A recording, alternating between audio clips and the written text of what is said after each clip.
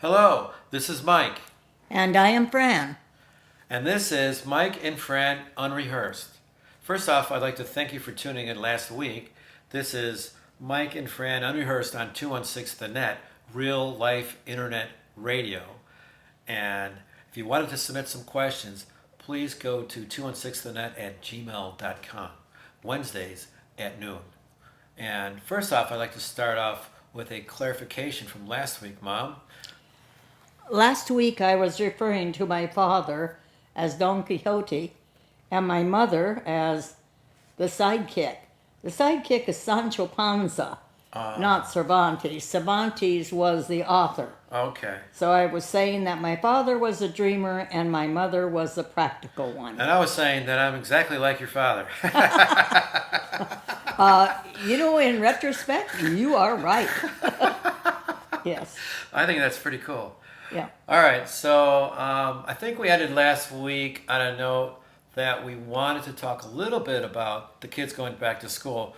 Being the fact that you're a retired school teacher, you might have something to say about that. It's so much to think about. It's easy to say what could be done, but I think I'm as unsure as anybody else. I know Stevenson and a few schools are not opening, and then some schools are opening with a mixture of home and in school. Well, that seems to be the way to go. I mean, they can't decide whether to put them all in school at the same time or do remote distance learning at the same time on Zoom. I think it has to be a combination of both, and I think maybe the younger kids would be better if they were able to go to school for at least for a little bit, and the older kids would be better if they did more Zoom and less time in school. But I don't know. Well, I think the younger students do much better at school. There is much need for interaction. I do think that the older grades, like juniors, seniors, can do more virtual at home. Yeah. Sure. I think that some classes, so they have to be smaller classes, go Monday, Tuesday. Some schools have Wednesdays to clean, another group in Thursday and Friday. There's all different combinations. It's going to be tough. It's going to be tough. And remember, I think the hardest thing to deal with is having all these kids in lunchtime because they usually go to a big lunchroom and that's what they're talking about. Where are they going to put them for lunch? What are they going to do? Put them in a bus, put them outside, put some in class? Well, I can remember when I was first teaching, children ate in the classroom. Oh. And we cleaned up our desks after, and that was the way it was. We didn't have cafeterias or regular lunchrooms. Well, I guess if there's social distancing in the classroom, I guess they can do that as long as they limit the amount of students that are in the classrooms, because they're not going to be able to have, half a classroom and fill up, all of these classes with students. I don't know. They're going to run out of room real easy. Yep. I do worry or think about teachers with small kids at home. Oh, yeah. I would be fearful to go home if I brought something home, but I do remember that we had x-rays, we had shots for the flu every year, because there's always something you could catch from kids in the classroom. Well, now that you say that, I think about my sisters, Linda and Lisa, who work in a dental office. Linda's a hygienist, and Lisa's an assistant, and they have the mask, and they have the shield, and they look like they're going on the moon. I don't Martians. know. They look like Martians. And then they're being so very careful because they're in people's mouths and they're really close proximity. So they have to be that careful, to be safe. But, you don't expect school teachers to be doing that, do you? I just think it's a very difficult situation. And when I said last week, first of all, I would like to be involved in it and be 50 years younger, I'd have to be a lot smarter because this takes an awful lot of good brains and working with the parents in the community. Oh, yeah. This has to be wanted by everybody and work for it very, very hard. Well, hopefully within like a year or something we'll find a vaccine and this will all be behind us. But, the fall semester is starting soon, so they have a little bit of time to figure it out. And every day you look on the news and it's something else that's developing. So each individual district has to make their own rules and regulations to see what they're going to do. And it seems they are. Yes. Okay, Fran. So we have a question from last week that I want to start with today. What bit of advice did you receive that helped you the most in your life? Well, of course, you always get a lot of advice from your mother and father. I remember my mother was always saying, be a lady, because whenever I go out on a date, I'd come out and run for the car door and open it and wouldn't let the other person open it at all. So you aren't being polite. What are you doing? So she was always chastising me. That's funny. But my father came along with nothing ventured, nothing gained. Wow. And that encouraged me to leave Eugene, Oregon and go to Chicago But let me ask in you the something. 1952. Okay. Well, let me ask you this. Now, you were a semi-professional roller skater, and you also sang for a band with some guys, and you were pretty good from what I hear. We have an album, and you sang the one song. What song was it? When the lights go on again all over the world. That's right. We have that album. It plays on 78. It's a big album. Yep. But it plays at 78 speed. Sounded Voice- like Deanna Durbin. That's who right. Came from Portland, Oregon. You were fantastic. Yeah. And I remember as a kid, we found these roller skates that you had. Those are your Yes, I professional did roller skates. skating shows. So tell me about that. Well, I was doing the roller skating first. I had a partner, Carl, and we did such acrobatic things as I would put a match in my mouth and he would circle around and lower me to the ground. Are you serious? Yeah, and light it. We did all sorts of things and did dancing. And I had an offer to go to Europe with some man at the time to do a show in London. But my father said no, I was too long. I was either 15 or 16. Too young. No, Yeah, too young. My father said no. Yeah, okay. And I also, when I sang with Carl Gutman's band, and Carl Gutman was one of my schoolmates, I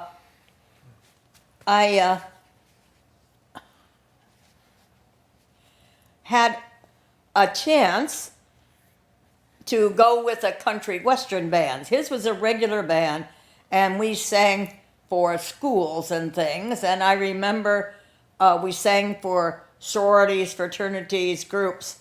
We were the music. And what kind of music did you sing? Oh gosh, we sang things like Begin the Begin, show tunes. I can't remember. Oh, a lot of, oh God, Harry James. I can't remember. Okay. Helen Hunt songs. Okay. So way you had back. You had a chance to be in a nationwide tour with another band? Well, And what happened? there was a country western band Okay. that knew I sang, Okay. and I could yodel. You And could they yodel? asked me if I wanted to go with the country western band. Can you do any Well, yodeling I right felt, no, I'm wanna too hear that. cityfied. I'm not going to be a cowgirl here. Of course and not. I said, no, I didn't think that. And then I looked back later and said, good Lord, maybe I could have been another Loretta Lynn. Yeah. But That would have didn't. been something. But when I was in my 20s and I graduated from college, and I had a chance to go to Chicago with Holly and Loran Peel as he was going to the law school at Northwestern, my father said, go, go. Nothing ventured, nothing gained. There you go. So he was for getting me out. And I loved it when I got to Chicago. It was the most exciting city. I'm walking down Michigan Boulevard, which you always wore little shoes, high heels, dressed up. You wore a hat, gloves, and people would whistle at you. And in those days, that was the biggest flattering thing. Yeah, in You those didn't days. think they were going to rape you or chase you. It just they appreciated, and you dressed for Yeah, men. sure. I didn't dress for women, Right. and it was a good feeling. Well, But what did you hear about Chicago before you came here? Oh, what did my- you know about Chicago? I mean, you came from Eugene, Oregon, Yeah. to Chicago in not what 1950? I mean, I don't know what year was it? 1951, Okay, all right. 52. Well, I told my parents, I can't go to Chicago. That's a windy city. Well, you're not going to be blown away to the Atlantic, my dad said. Forget it. And I said, that's where Al Capone, where gangsters live. Oh, ho, ho. And, I was, no, go. Well, I went and I was just amazed with this wonderful city. and walking down Michigan Avenue, walking to A. Silka and Company. I think it was on the corner of Madison and Michigan? Michigan, Yeah. right up the street from the Art Oh, Institute, okay, okay. in the Willoughby Tower building. Okay. And I love the store where they sold men's custom things, and Uh-huh. I got to see people like Charlton Heston and Wow. Jerry Lewis and the mayor and every politician. A lot of gangsters. Oh yeah, who you had told me a their story money about. on the. You told me a story about how Kippy. they blindfolded a guy Yes. or The- and had to size up a gangster. And, Yeah, yeah. and you didn't go with him, did you? No, oh no, that was before my time. But the man's name was Kippy, and he was the tailor. Yeah. And they would come and get him and blindfold him and put him in the car Wow. and take him to where they were to measure the man and then blindfold him and bring him back, you know. And Wow. we had them on our books. They would put maybe 20,000 down in money Yeah. and then buy against that Okay. Okay. because they didn't want to be picked up by tax peoples or like things. Al Capone and people Yeah, like that, or yeah. Others, I don't remember all Yeah, their yeah, names yeah. now. Wow. But it was just very interesting Yeah.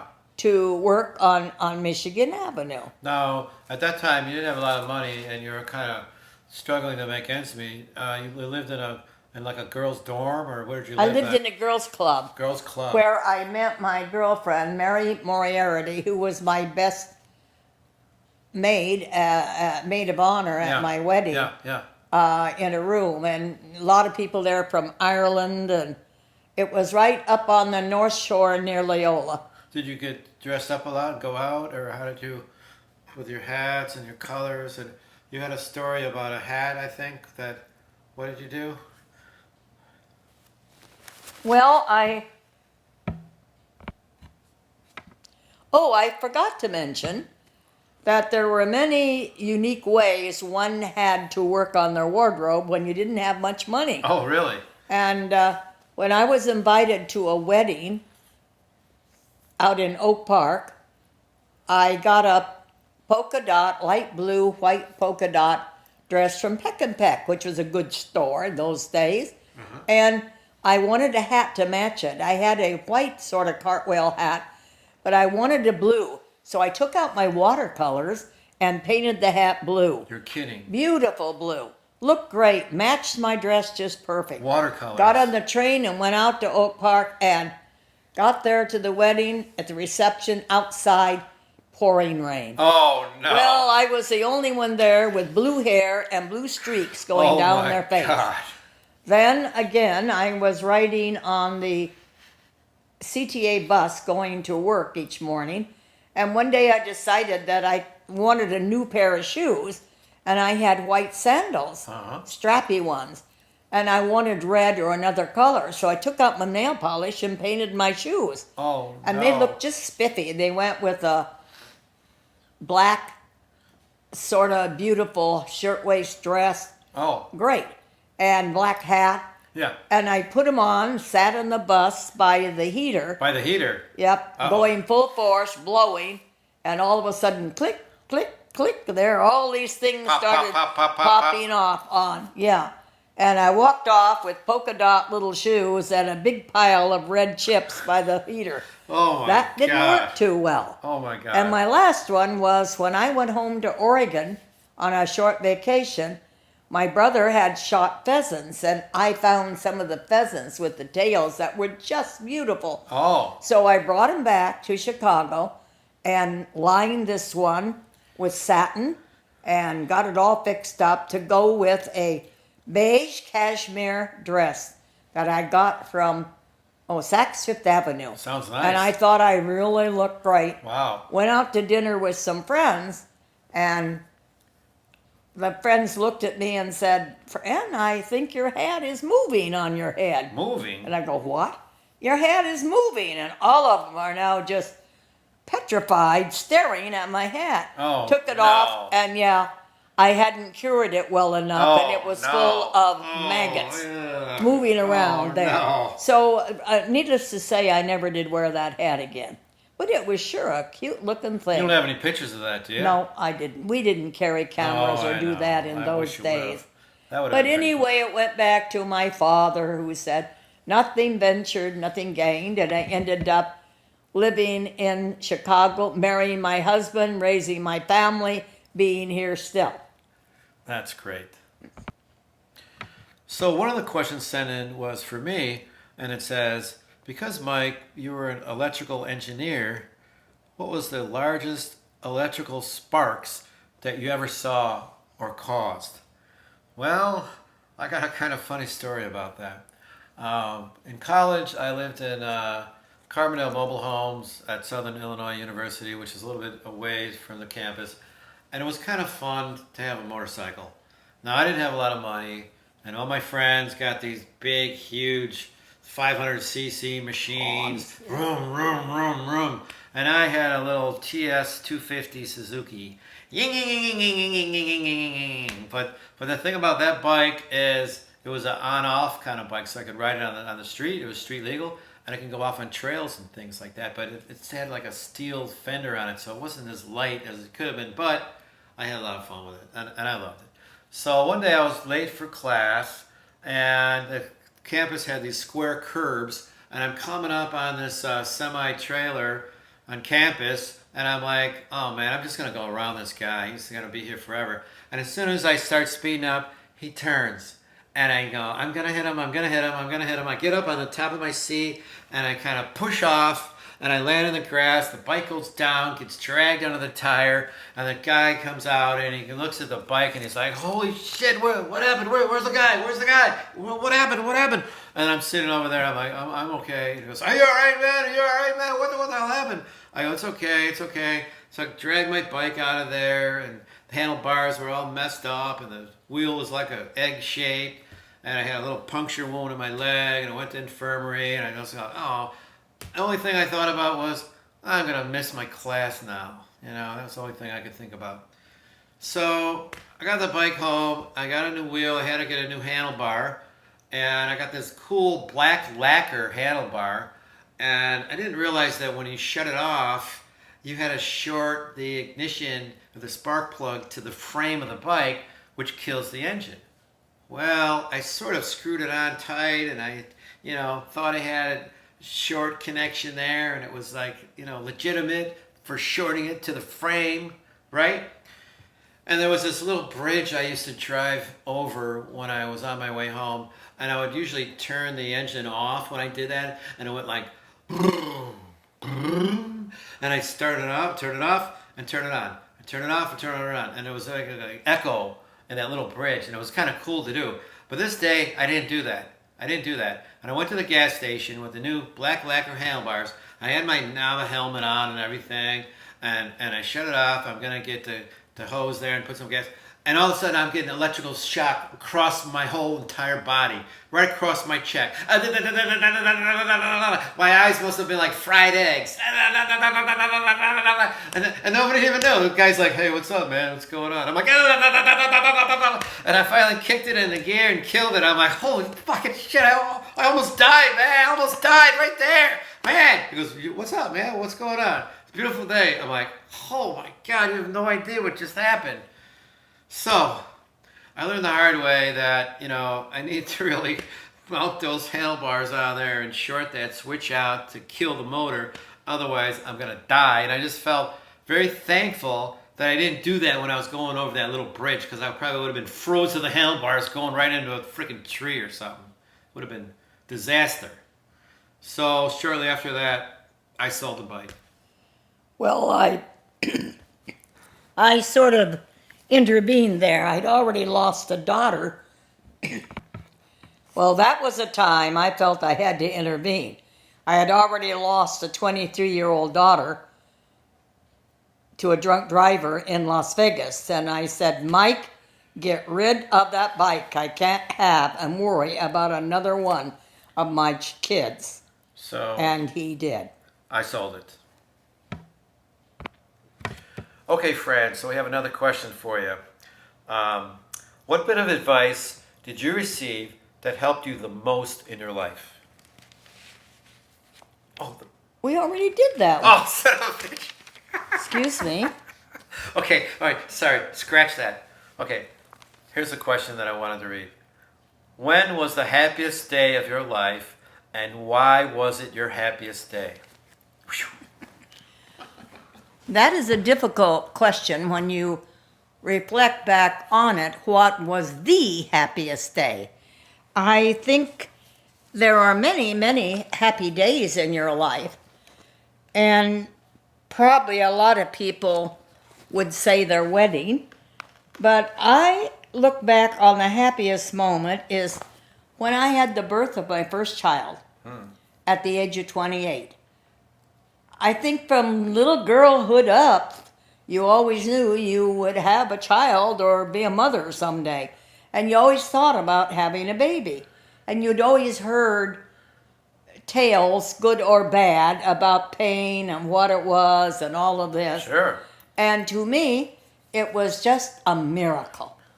I just could not believe that this had happened. And then I got into the situation when I was expecting a second child immediately after Lori.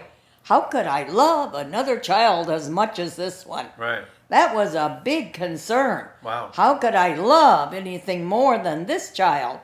And then I found out the answer was you just got bigger love. And you just got more, and I loved Linda, Lori, Michael, Lisa, and Vincent. You just got bigger with this love. But So it there really was plenty of bothered love me. to go around after you had the Yep. 1, the 2, the 3, the 4, Yep. and the 5th Yep. kid. But Wow. there would have been many things, like a lot of people might have thought, your wedding, that was great. Maybe a graduation, maybe a special day in your life. I remember one time coming back from New Jersey with my family and 5 kids in the car and my husband. Yeah. And it just struck me, looking through the sun, driving on the turnpike through Penn, say, gosh, am I happy? Boy, do I have a great husband. Boy, do I have a great family. That's great. So I think things kind of streak in. Those were happy times, Mom. And I also Those remember were when happy I times. sang with the band, and I was singing in the assembly in school, Oh, Carl yeah. Gutman and the band, Uh-huh. and I was so doggone scared, Uh-huh. and looking down at the front row were all the lettermen and all their letters from all the teams, just looking at you. Oh, boy. And during then, when I'm singing, the mic started slipping down. And as it started slipping, I didn't know how to catch it and Oh, stop my it. God. So as the mic started oozing down, I started oozing smaller. Yeah. And it would get down and I would go down. Yeah. It would go Yeah. down. Yeah. Finally, I was to the point of getting down to where I'm bending my knees. Oh, my And somebody ran out quick and put it back up, and I finished the song. And I was so embarrassed. I just ran off of the stage, and everybody stood up and clapped. And then I thought, oh my God, this is my happy day. But one of your little trials. So that made you feel good that Yes, you it did. pulled it off, Yes, even it with did. the mic going Yes, down it and all did. that stuff. Well, that's great. But in relation to having babies, Jim had 111 Italian relatives. All 111? Gumara this, Gumara that. Are you sure? And when we would go out to visit them, when we went to New Jersey, All right, it was a lot. the kids would be playing somewhere. The women would be inside, mostly talking, it seemed, about their children, how hard it was, the childbearing. Oh, this one hurt so bad, Oh, and boy. this one.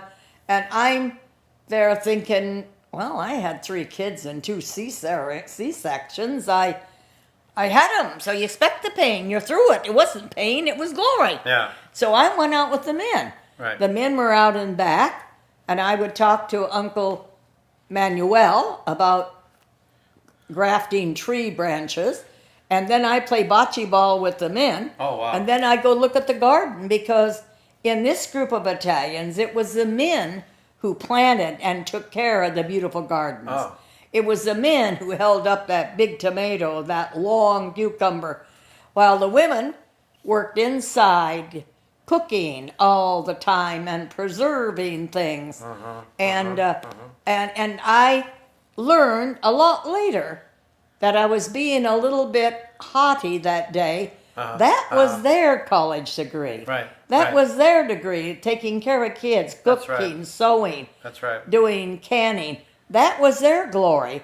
And I wasn't so great just thinking because I had a college degree in allied arts and architecture, but they had their own college there. And Right. they were so good in what they did. Well, I remember as a kid when we went out there, where we would go to Uncle Jimmy's for minestrone, and we go to Aunt Lucy's for cream puffs, Uh-huh. and we go to Uncle Sammy's, and he had a black and white TV and a cat that didn't like kids, and you guys were in there with a light bulb and hanging down in the kitchen drinking demi-tasse or cappuccino, and we'd be sitting there with our little suits on or something, and then we'd go to pet the cat and we'd go. So it was like, wow, this is a lot of fun. But we sat there and we did what we could do. Yeah, well, and then we did what we were told, and that was it. And that was it. Dad took you to visit all of his relatives. We'd start at 8 in the morning. Oh, my God. We'd have one Italian dinner at 10. I miss all We'd that. have another big one at 2, and we'd have another big one at Yes. 6. And I had to parade all It was Jimmy's just kids. fantastic. And all expect Jim to come with the kids, Jim and myself. And you kids were just lined up there, and you were little objects. Wasn't there an uncle that had that made the straw mushrooms in his backyard or the? Oh, that's so- Uncle Maru. Okay. With these little sneakers, looked like a little leprechaun. He found mushrooms. Oh gosh, they were as big as an automobile. And Well, when- he marinated them, and there were Yeah. long straw mushrooms Yes. in a jar that was like narrow and Yeah. really tall. And didn't he give Dad a couple he gave of jars? us a couple of jars, and we were coming back from O'Hare Airport, flying then, and doggone dropped it at the airport, shattered the glass, and lost Uncle Maru's Oh, my mushrooms. God. That was the worst thing that happened on the whole trip. That was devastating, wasn't it? Yeah, he was like a little leprechaun. A little Uncle Maru San Giovanni. So, Mom, what did you cook? Well, not much, according to him. I remember first married, I made potato salad, not potato salad, mashed potatoes. And he couldn't eat them at all. I think anybody could make mashed potatoes.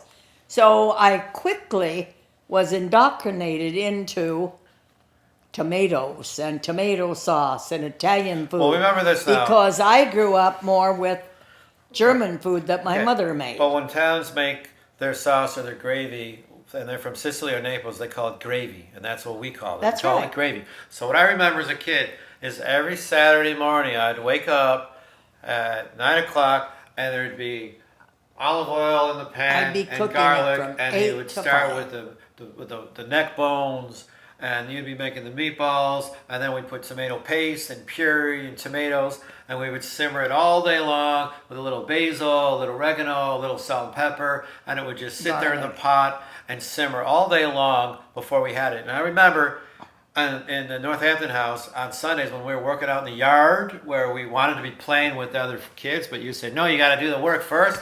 And I had to go to the bathroom. Okay. And I go inside and I'm stirring the pot of the gravy and I have a meatball and a mushroom and I come back outside after an hour and it's like, where were you? I just had to go to the bathroom, and you had those red lips, and you knew that you were eating all the meatballs. And by the time we sat down to eat dinner, no more meatballs. Well, that's about it for today. Thanks for tuning in to Mike and Fran Unrehearsed, Wednesdays at noon on 216 The Net. See you guys next week. So long. Take care. You think we did a good job? Yeah, I think we did pretty good for our second show. There's a couple things I wanted to say, but we'll get them in next time. Anyway, next week I want to start out with, what was the best advice you can give anyone in a relationship? Oh, that's great. Sound good? Yep. All right. Great.